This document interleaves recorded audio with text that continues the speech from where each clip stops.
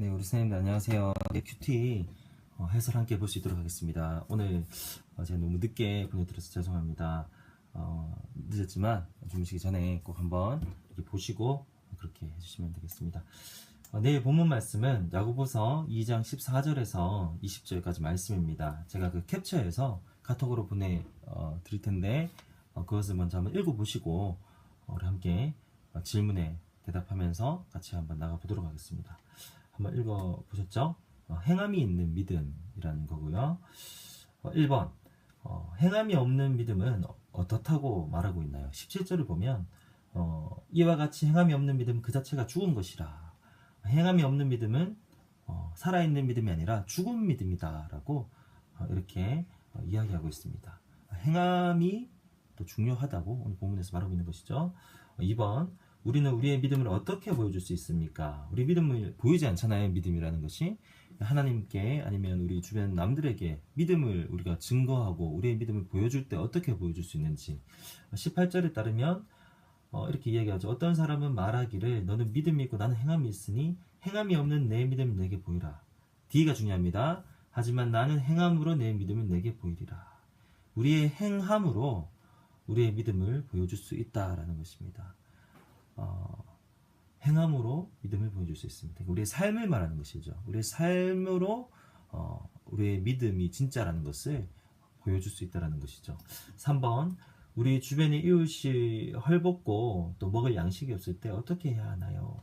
15절 16절을 읽어보면 이렇게 나옵니다. 만일 형제 자매가 헐벗고 일용한 양식이 없는데 너희 중에 누구든지 그에게 이르되 평안히 가라 덥게 하라 배부르게 하라 하며 그 몸에 쓸 것을 주지 아니하면 무슨 유익이 있으려. 이 말은 우리 주변에 이러한 어려운 사람들이 있는데 말로만 아이고 평안하게 가라 배불러라 이렇게 말로만 위로하는 것이 무슨 소용이 있겠느냐. 그 몸에 실제적으로 쓸 것을 주지 않으면 소용이 없다. 실제적으로 물질이나 그 필요한 것들을 채워주면서 도와주라 라고 이렇게 이야기하고 있습니다. 말로 때우지 말고 실제적인 행동으로 도와주라는 것이죠. 본문 관찰하기 1, 2, 3번 문제를 간단하게 풀어봤는데 믿음, 진짜 믿음은 행함이 있는 믿음이 진짜 믿음이다. 이게 오늘 본문의 핵심입니다. 그런데 여기서 오해해서는 안 되는 것이 행함으로 구원받는 것이 아니다라는 것이죠. 야고보가 이런 이야기를 하고 있는 것이 아니라 믿음인데 믿음에는 반드시 변화가 따라오고 행함이 따라오게 되어 있다라는 것이죠. 그 행함이 따라오지 않으면 그 믿음이 진짜인지 다시 생각해 보라. 이러한 뉘앙스라는 것을 우리 선생님들께서 아셔야 되고 또 우리 아이들에게 또 설명을 필요하다면 해주시면 되겠습니다. 행함이 있는 믿음이라 할 때 이 행함이 100% 완벽한 행함을 이야기하고 있는 것이 아니라 또 쉽게 이야기하자면 또 변화를 얘기하는 것이죠. 1%만 변화돼도 그것은 변화입니다.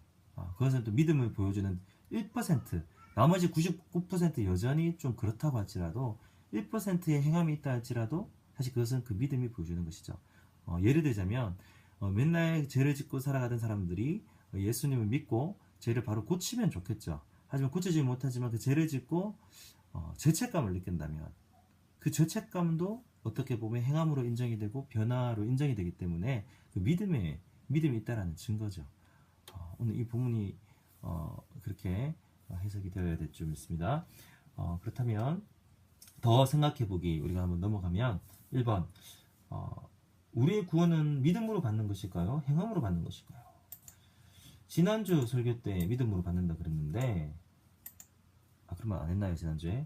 하여튼 평소에 그렇게 얘기하는데 오늘 본문을 그냥 오늘 본문만 이렇게 잠깐 보면 오해할 수 있거든요. 행함으로 믿음으로 안 되구나. 착하게 죄지만 구원 못 받는구나 이렇게 할 수 있는데 한번 정말 무엇인가 오늘 본문을 떠나서 한번 이렇게 고민해 봤으면 좋겠고요. 하지만 헷갈릴 때 우리가 기억해야 되는 사실이 예수님의 십자가 보혈의 그 가치입니다. 그것을 생각하면 답이 나오겠죠. 정답을 얘기하자면 당연히 믿음이죠. 행함으로 구원받으려 그러면 구원받을 자가 아무도 없습니다. 구원은 믿음으로 받고 행함은 믿음이 있다면 자연스럽게 따라오는 것이죠. 네, 사람들마다 조금 행함이 100% 완전 거룩한 사람이 없고 99 사람마다 어떤 사람 많은 행함, 어떤 사람 적은 행함, 어떤 사람은 좀 늦게 행함이 따라오고, 어떤 사람은 정말로 믿자마자 바로 그 순간부터 완전 변화된 사람이 있지만, 사람에 따라 다르지만 일단 믿음으로 구원받고 행함을 구원받았기 때문에 감사하기 때문에 주님의 말씀에 순종하는 것이죠. 정답은 믿음입니다. 2번, 귀신들이 가지고 있는 믿음은 어떠한 믿음일까요? 오늘 본문의 19절에 이렇게 이야기하고 있는데, 정말로 그냥 하나님이 진짜 신이고 예수님이 십자가에 죽으셨고 부활하셨다라는 사실을 그냥 지식적으로만 우리가 알고 있는 그 수준이라면 그것은 믿음이라고 말하기 어렵다라는 것이죠. 귀신들은 다 그러한 믿음을 가지고 있죠. 귀신들은 하나님을 하는 분인 줄 믿죠. 그리고 예수님이 3일 만에 부활하신 것을 믿죠. 하지만 예수님을 영접하지 않습니다. 예수님을 주님으로 모시지 않고 아무런 인격적인 관계가 귀신은 없습니다. 그래서 우리 아이들이 교회를 다니면서도 그냥 지식적인 것으로만 그친다면 그것은 진정한 믿음이 아니라는 것이죠. 정말로 예수님과의 어떤 관계, 하나님과의 관계가 실제로 이루어질 때 그것이 구원받는 진짜 믿음이 된다는 것이죠. 귀신들이 가지고 있는 믿음은 그냥 지식적인 동의 수준에 그치는 믿음. 이것이 정답이죠. 그다음 3 나누기 적용하기. 우리의 삶을 되돌아보며 진단하면서 우리의 실제적인 삶의 점수를 매겨봅시다. 단 하나님의 말씀을 기준으로 해야 함. 그리고 그렇게 점수 매긴 이유를 말해봅시다.